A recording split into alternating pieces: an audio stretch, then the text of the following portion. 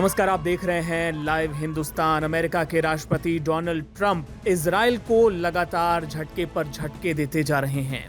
जी हां, अमेरिका के राष्ट्रपति ने अब हमास को लेकर, गाजा को लेकर एक बड़ा फैसला किया है, जिसे इजराइल के लिए, खासतौर पे वहां के प्रधानमंत्री बेंजामिन नेतन्याहू के लिए एक करारा झटका माना जा रहा है। खबरों के मुताबिक रिपोर्ट्स ये बता रही हैं कि गाजा युद्ध विराम की जारी कोशिशों में ट्रंप प्रशासन हमास के निरस्त्रीकरण की मांग को अब वापस लेने के लिए राजी हो गया है। इसका मतलब क्या है? इसका मतलब ये कि जो हमास है वो अपने हथियार नहीं छोड़ेगा, जिसकी मांग लगातार इजराइल नेतन्याहू कर रहे थे।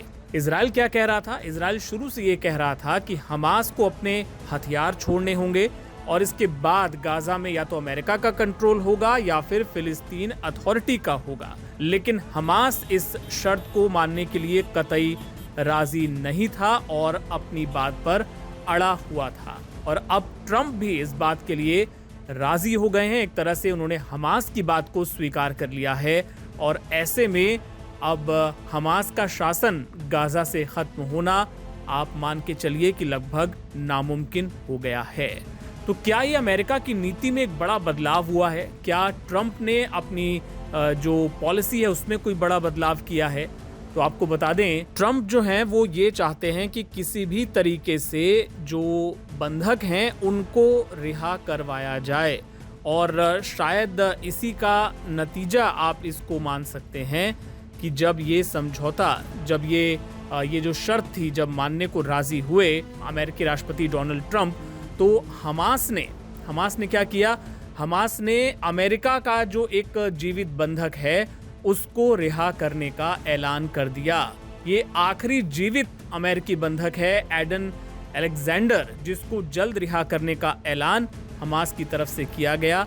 खुद डोनाल्ड ट्रंप ने इसकी पुष्टि की है और उन्होंने बाकायदा इसको लेकर सोशल मीडिया पर जानकारी भी साझा की है।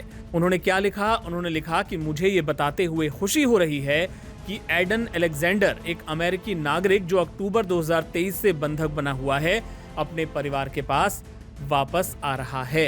ये अमेरिका और मध्यस्थों यानी कतर और मिस्र के प्रयासों का ये नतीजा है और युद्ध बहुत जल्द खत्म किया जा सके और जो जीवित बंधक हैं उनको, उनके परिवार को लौटाया जा सके, ऐसी उम्मीद है।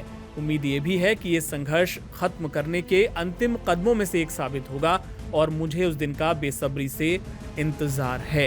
तो ये एक बड़ी खबर इस लिहाज से भी मानी जा सकती है कि अमेरिका के राष्ट्रपति किस तरह इजराइल को इन सब चीजों से अलग रखकर ये फैसले कर रहे हैं। इसके पहले हूतियों से भी जो उन्होंने समझौता किया, उसमें भी ये था कि जो हूती है वो इस बात पर राजी हुए कि लाल सागर में जो अमेरिका के जहाज हैं उनको निशाना नहीं बनाएंगे हूती, लेकिन इजराइल के जो जहाज हैं उनको लगातार निशाना बनाते रहेंगे, वो उनके टारगेट पर रहेंगे।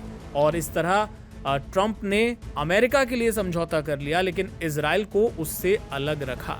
तो लगातार कुछ ना कुछ ट्रंप ऐसा कर रहे हैं जो इजराइल के लिए झटके के तौर पर देखा जा रहा है। अब इसमें एक बात और अगर हम जोड़ दें तो वो ये कि मिडिल ईस्ट के दौरे पर जा रहे हैं ट्रंप, लेकिन इजराइल जाने का उनका अभी तक का कोई कार्यक्रम नहीं है। उन्होंने इजराइल जाने से इनकार कर दिया, ऐसा रिपोर्ट्स बता रही हैं।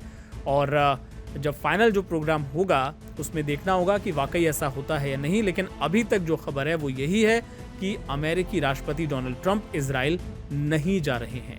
तो मिडिल ईस्ट में भी लगातार इस तरह की हलचलें चल रही हैं, बढ़ रही हैं। उन पर अपडेट्स आपको हम लाइव हिंदुस्तान पर दिखाते रहेंगे।